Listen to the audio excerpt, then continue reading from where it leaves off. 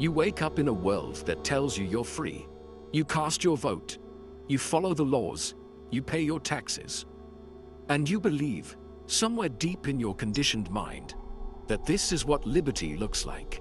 But have you ever stopped to feel the weight of the unseen hand pressing down on your shoulders?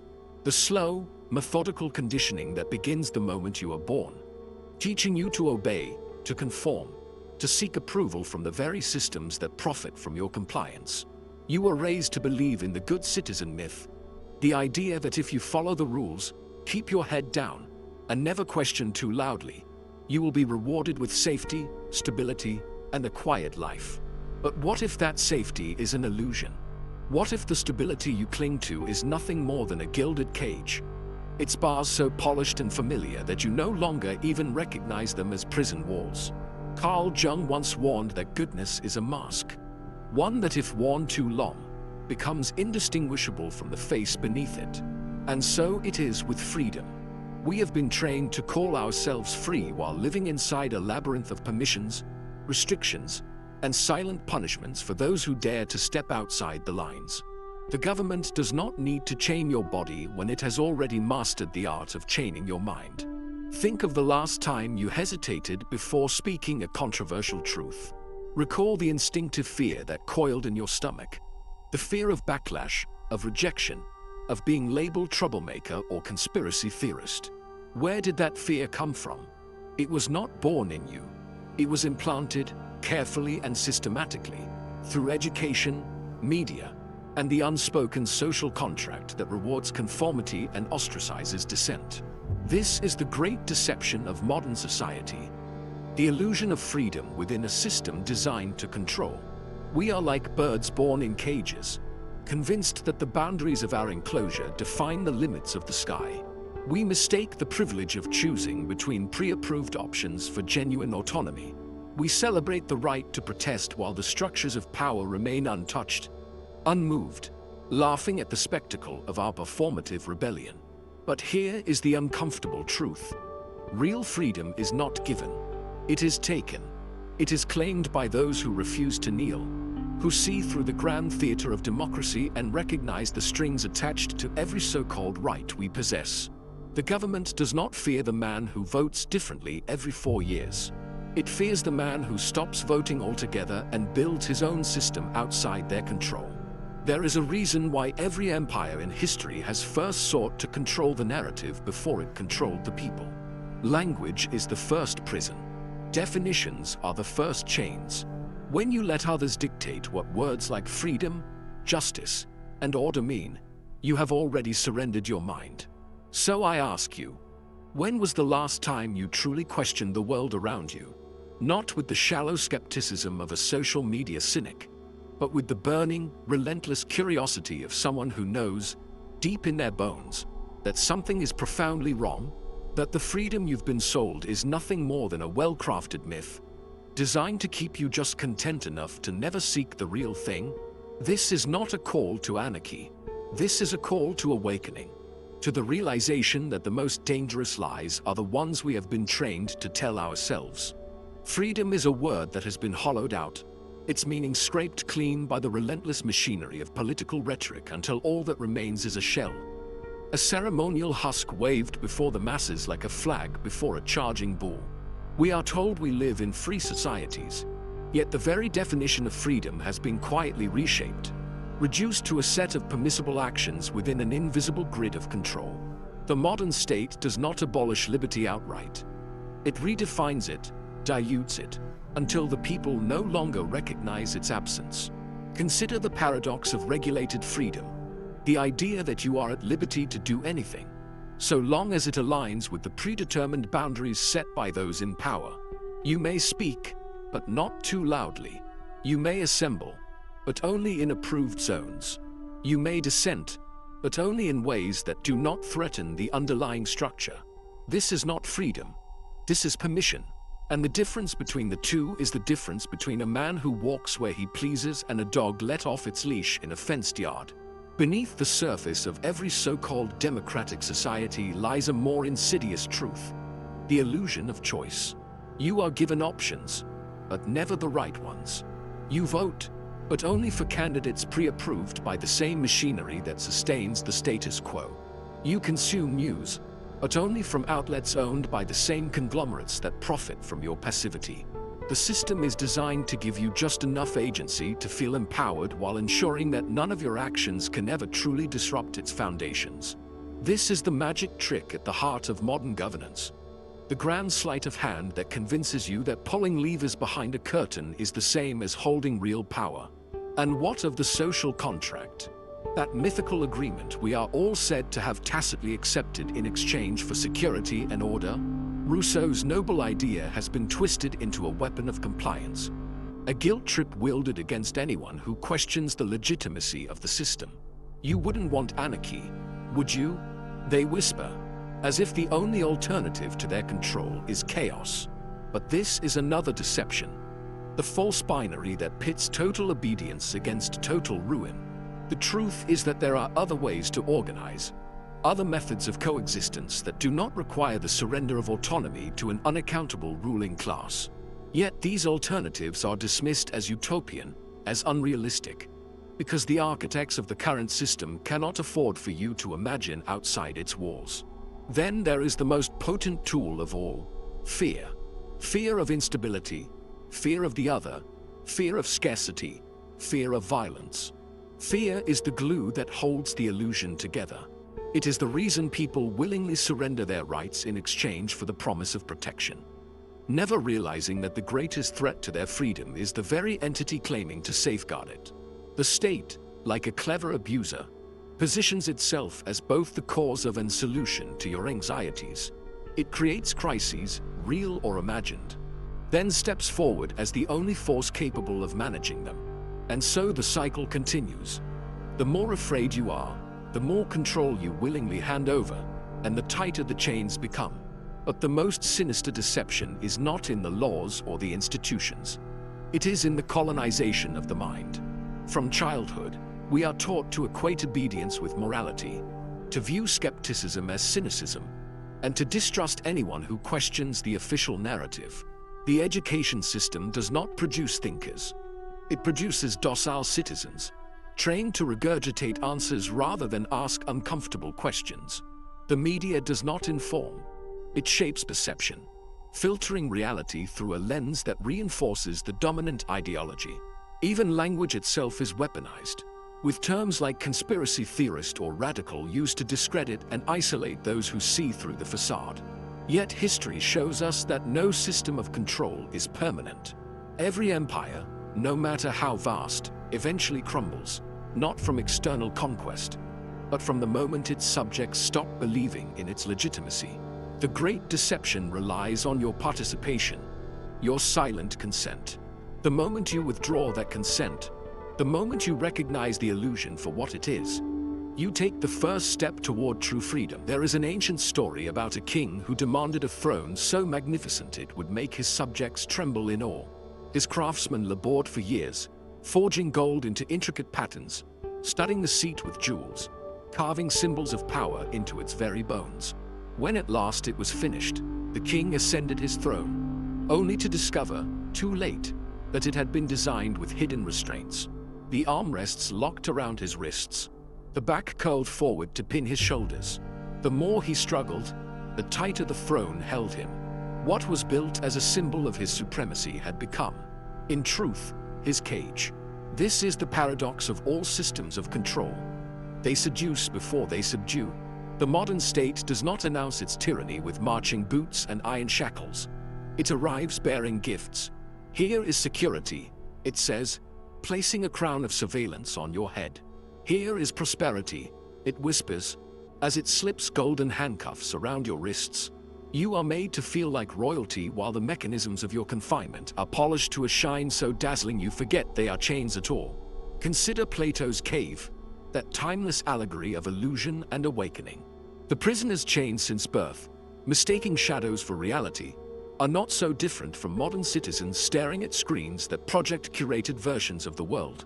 The flickering images of political theater, the manufactured crises, the carefully constructed narratives, all are shadows cast by puppeteers who rely on your belief that these projections are all that exist. The moment one prisoner turns their head, The moment they question the origin of the shadows, the entire illusion trembles. But here lies the darker twist. Today's cave has no single puppeteer. The chains are held in place by the prisoners themselves, each policing the others lest anyone's disbelief unravel the collective fantasy. There is another tale, older still, from a time when kings were gods and gods were cruel. The story of Prometheus, who stole fire from the heavens to give to humanity, is often framed as a triumph of rebellion. But the deeper lesson is in the punishment. An eternity of torment for the crime of granting mortals knowledge they were not meant to possess. The modern parallel is unmistakable. Those who seek to expose the mechanisms of power, the whistleblowers, the dissidents, the thinkers who connect the dots too loudly, are not celebrated as liberators. They are exiled, imprisoned, or smeared into silence. The fire they bring, the truth, is treated as a contagion, because a system built on deception cannot survive in its light. Even nature offers its own metaphors. There is a phenomenon in certain species of ants where a parasitic fungus infects the host's mind, compelling it to climb to a high point before the fungus erupts from its body to spread its spores to new victims. The ant believes it is acting of its own will until the very end.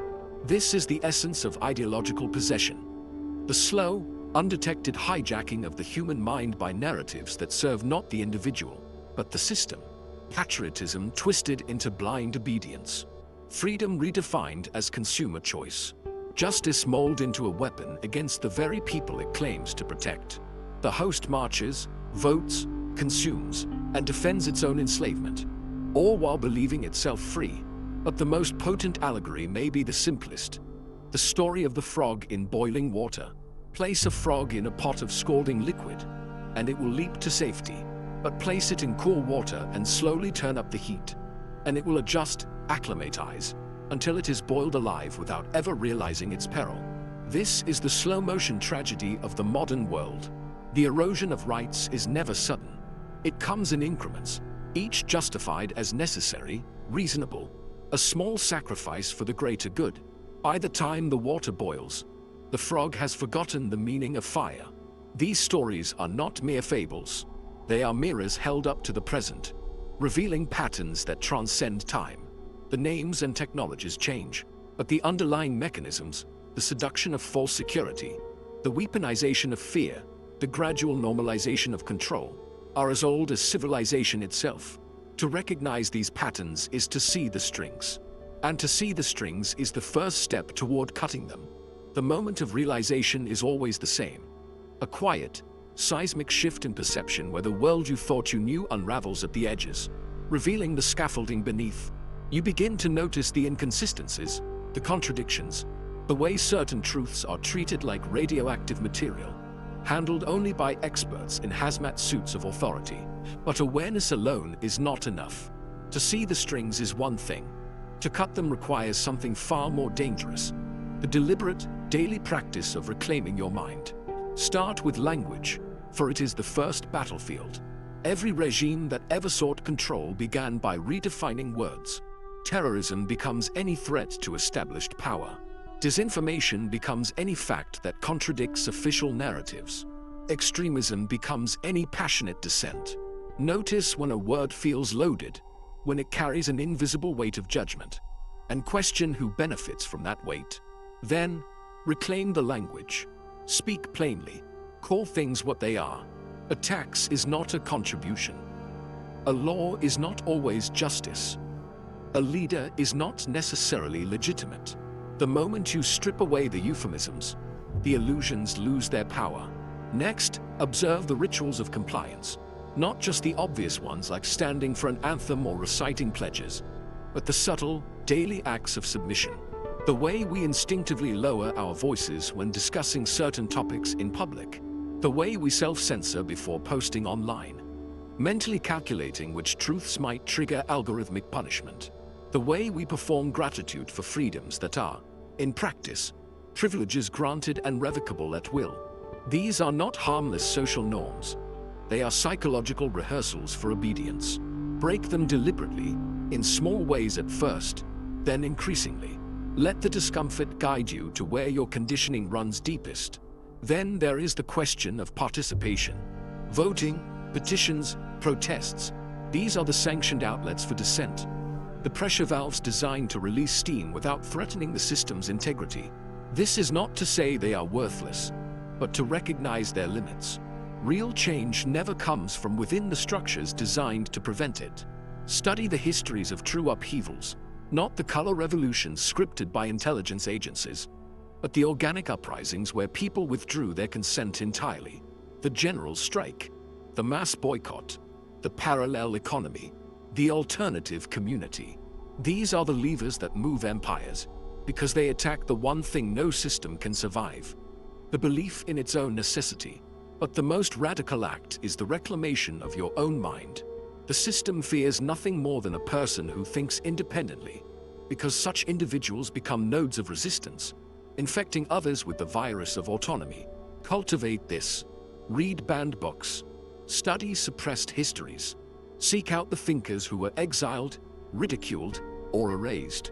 Train yourself to spot logical fallacies in official narratives, the false dichotomies, the appeals to authority, the manufactured consensus. Then, share what you learn, not as dogma, but as questions that unravel certainty. A system built on lies cannot withstand enough people asking, but why? The practicalities matter. 2. Reduce your dependence on systems designed to control you. Store physical cash when digital transactions become tools of surveillance and exclusion. Learn skills that exist outside institutional validation. Gardening, repairing, creating. Build networks of trust that operate beyond the reach of algorithms and bureaucracies. These are not survivalist fantasies. They are the quiet acts of defiance that make you ungovernable. And yet, the greatest challenge is not the system's wrath, but the loneliness that comes with seeing through the illusion. You will be called paranoid, cynical, even dangerous. Relationships will strain when you refuse to perform the expected scripts. This is the price of clarity. But remember, every person who awakens is a beacon for others. Your very existence as an unbroken mind proves the lie that this is just how the world works. They will tell you that freedom is a contract, a set of rules, a delicate balance that must be preserved by experts and institutions. This is the final deception. True freedom is not given, not earned, not negotiated. It is taken, moment by moment, through the relentless exercise of your own will. It lives in the unguarded thoughts you refuse to censor, in the uncomfortable truths you choose to speak, in the small acts of disobedience that accumulate like cracks in a dam. The system does not fear the revolutionary with a manifesto. It fears the clerk who stops believing in paperwork, the teacher who questions the curriculum, the worker who realizes their labor is the only real capital. You need not storm the palaces of power when you can simply walk away from their games.